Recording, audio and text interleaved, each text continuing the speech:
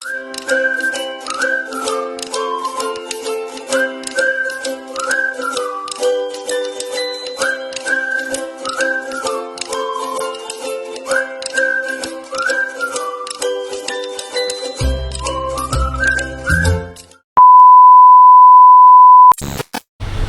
morning mga kakiti!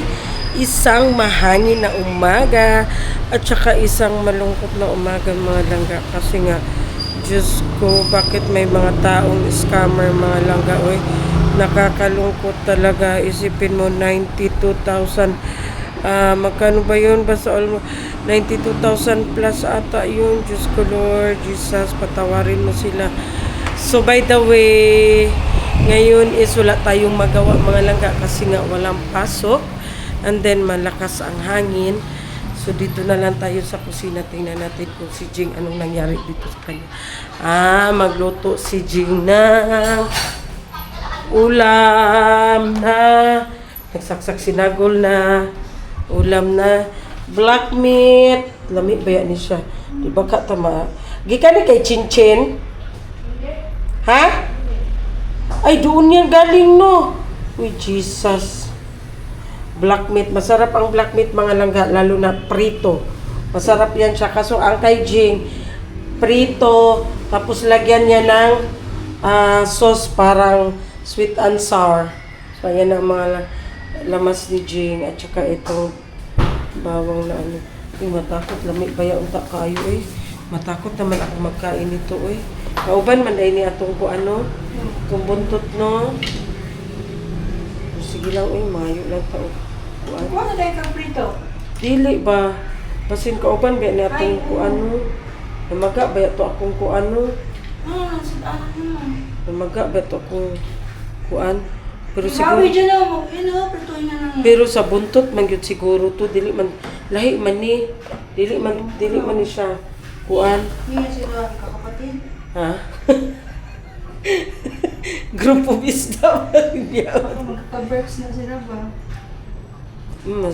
Lami baya na. Uy, Ginoo ko mulupad na ang karahay. Unsay mo iprito dire? Ha? Ginoo ko. Ay! Nakaprito pag-ahat ani.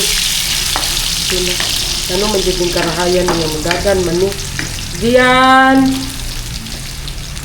Nagumutan sa luya prituhon, oy. Magisa na lang ta diri mga langga, oy. Ayan na. Nagisa. Bakit dito ka? Nag-ano, mga maliit man itong kawali. Salamat sa ito, ilipat mo ito. Ayan na. Nagisa na tayo ng luya ang una, tapos sibuyas sa Bombay. Ayan. Nagaling si Jing upuan. Ano na? Sili sa suka. Masarap yan eh. Sarap niya mag-sausawan eh. Salamat.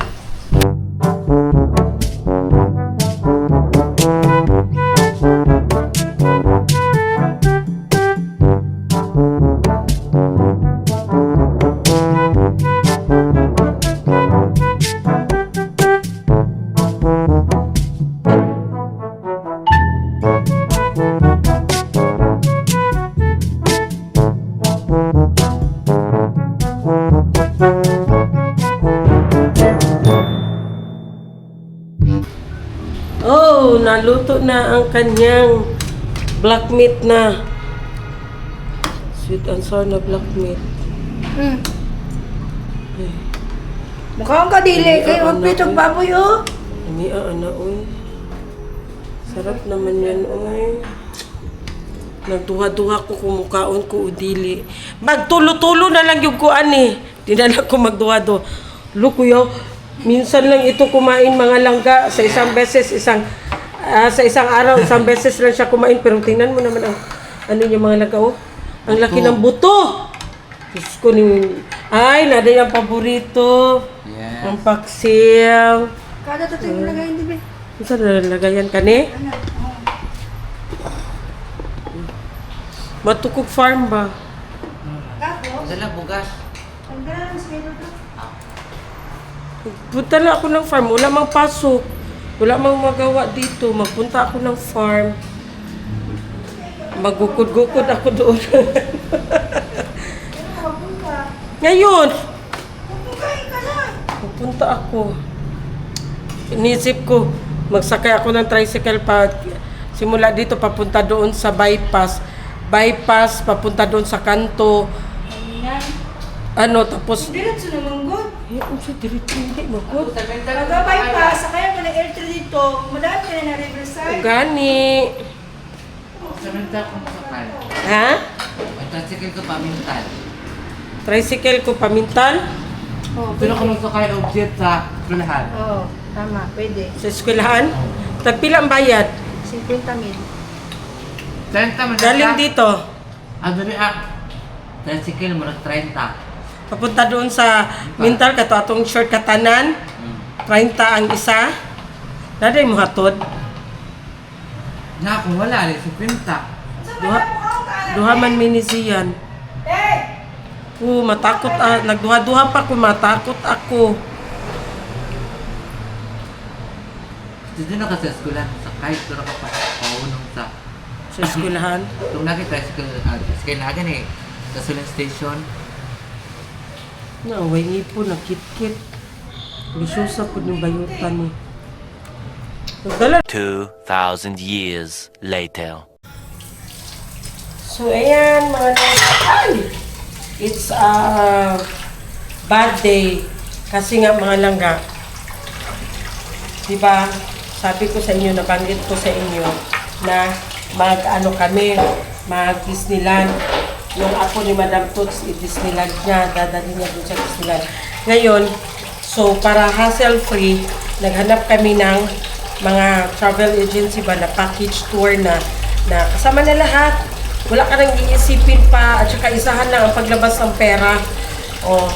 Tapos ngayon, hindi ko akalain na ano pala siya. Kasi ang gi-check ko siya sa FB page nila, 109k followers. So hindi mo isipin na scammer pala yun na agency. So sabi ni Madam Toots, gang, i-settle mo na yan, i-book mo na yan, kasi para wala na tayong iisipin pa. Supposed to be, ang flight niya is March 10 to 13. Buti na lang, sabi ni Madam Toots sa akin na, sige, i-process mo na yan, kasi ano yun kagabi. Sabi niya, i-process mo na yan ga, para pagkagising ko, kinabukasan, magbayad na lang tayo. So, ang ginawa ko, early in the morning,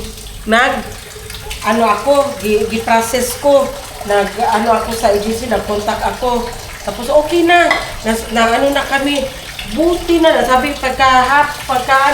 sabi ko kay Madam, pagkagising ni Madam, sabi ko sa kanya, sis, okay na ready ko na. So, kailangan na natin magbayad kasi nga sabi niya, supposed to be, ang payment daw is 60% ng total amount. 60% ha, 60% ng total amount. And then, ang remaining balance is one month before sa flight. So, February na tayo ngayon, March na.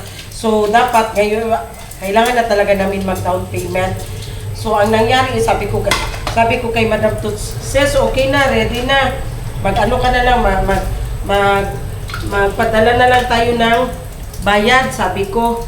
Buti na lang, sabi ni Madam Toots, ano pala yan, ang amount niya is 18,998. So, kulang-kulang mga 20k. So, sabi, expected namin ni Madam Toots is, hindi pa kasali ang Davao to Manila. Tapos sabi ko sa kanya na, ano ba itong package na ito? Kasi from Davao kami.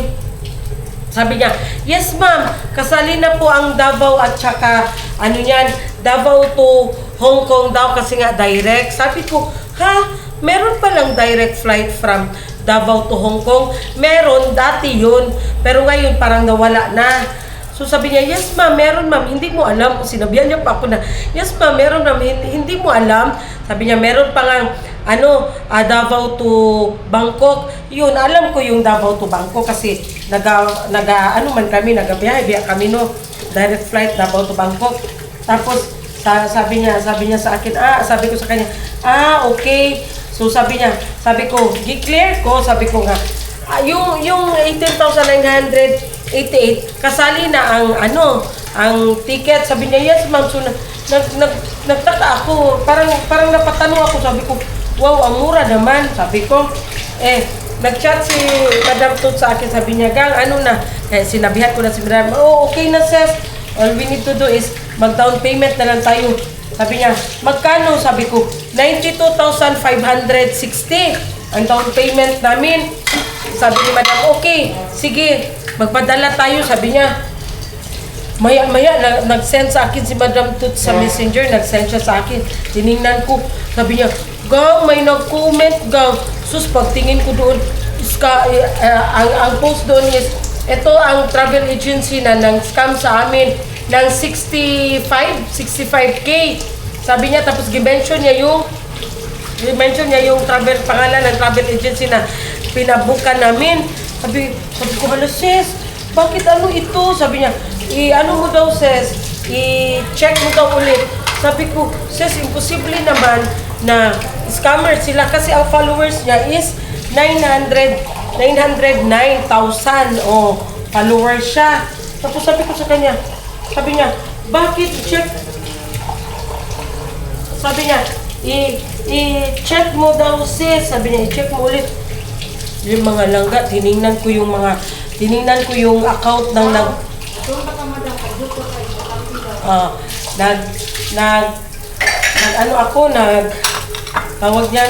nag-scan ako ba sa mga comment na nag-post, yung account din na nag-post. So, di-check ko, tingnan ko doon, nandoon na lahat ng mga comment, mga langga, nagsilabasan na yung mga tao na na-scam niya. So, sabi ko, buti na lang, ang bait talaga ni Lord, hindi talaga kami pinabayaan. Kasi, ang laki na mawawala, mga langga, Diyos ko, 92,560. Ginuo ko. Buti na lang, hindi kami nakapag-deposit. Ginuo ko. Sabi ko kay Madam Tut, sis, mahirap na talaga ngayon magtiwala, sis. Kaya pala ganun yung niya. Kaya pala ganun yung... A little longer than a few minutes later. Uy, ginuo ko. Ha? Ay, akala ko nandito na. Hindi siya magbabawala ka pa. Ay, Diyos ko. Pinalive na naman. Hindi ko alam kung saan siya magpunta. Ginuo ko Hindi ko ganina tapos yung ko kanina ba. Yung mga chart natin. Yung mga usap-usapan natin kanina about sa scam. Kasi naputol yun mga laga. Kasi umakyat ako doon sa taas. Nagsettle na talaga kami ng... Ayaw niya man magsagot. Nagsettle na talaga kami ng ticket talaga namin. Tapos, kasi nga, yung about sa scammer. Dali na, sis! Dali na! Yun nga. Nagsettle kami ng ticket namin ng hotel. So, okay na ang lahat. Yun nga, hindi natin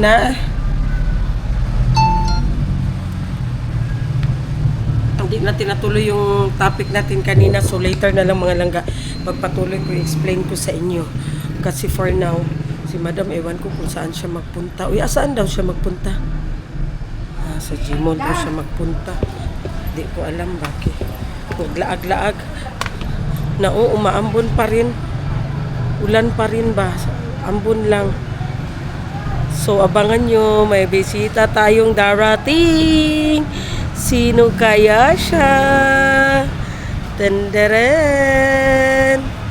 Hulaan nyo. Ambon talaga ba? So, siya mga langga. At kami aalis muna. A few moments later. So, ayan na nga mga langga. Nandito kami sa mall. So, nagpili pa man si Madam Tut. Sandoon si Madam Tut. So, nagpili pa siya. So, tayo muna ay magyaw-yawan muna. So hinihintay namin ang dito na lang na namo siya kwaon sa okay, sige. So kailangan bayaran muna namin kasi may binili si Madam na foam. So ngayon, ayan nagbili si Madam Toots. So ayan mga langga, nandito kami sa Barney's Grill. Dito lang siya located sa Turil. So bago daw ito dito, try namin ito. So ayan siya.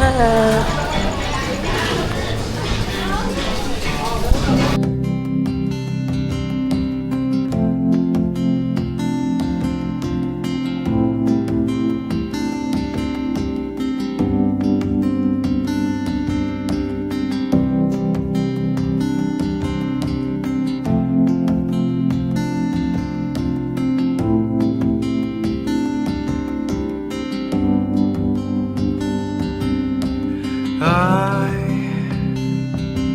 have searched many years on end. There was none that my soul could depend.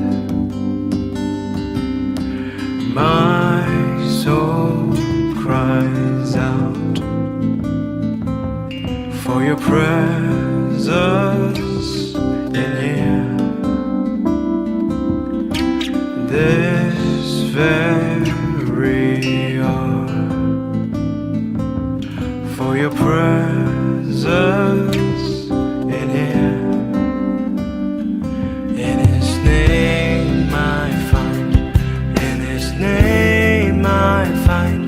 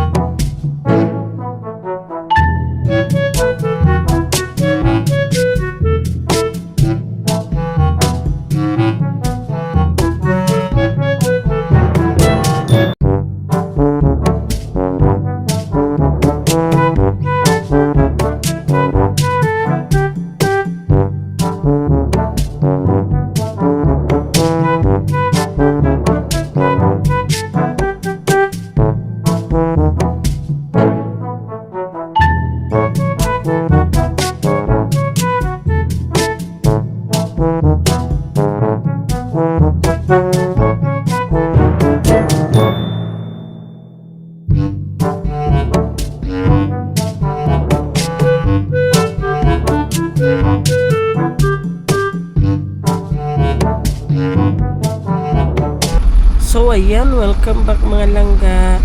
So ngayon, from barbecue house, pumunta kami doon sa El Rio sa bahay ng anak ni Madam Toots na lalaki. May hinatid kami, hindi na ako nakapag-video masyado doon sa barbecue house. Ipaano ko na lang iparaning kasi ang lakas ng sounds nila. So ngayon, pauwi na kami ng bahay. So ayun na nga mga langga.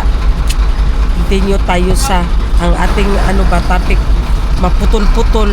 So ayan na nga, full day ako ako at saka si Madam Toots na kami na man Ipilit kon! man naigo ka Ulat sa god! siya ka ulat mura katugo ng kaignaw. Wala na igo? Oh. So A little longer than a few minutes later. ayan, welcome back. Nandito na tayo sa bahay mga langga. So ginuo ko alas 10 naman pasado So ayan na nga, pagpatuloy natin yung topic natin kanina kasi naputol. Always lang maputol. So ngayon is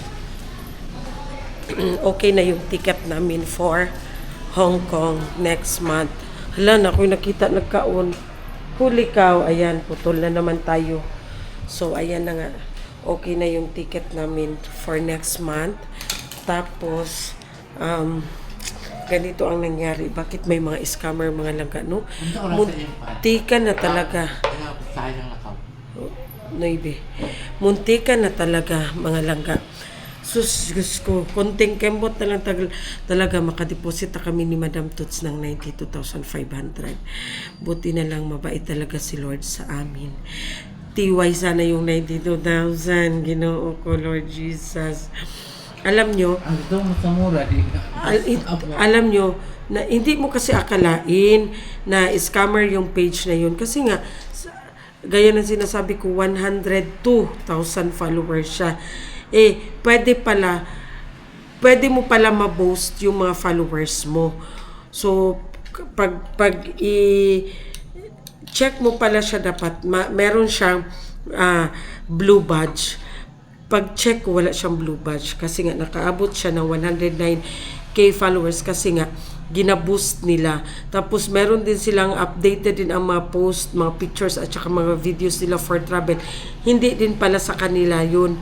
Ginagrab pala nila yun sa ibang agency. Tapos ginapost nila doon sa kanilang page. So, alam nyo, kasi nag-convo na kami may usapan na kami.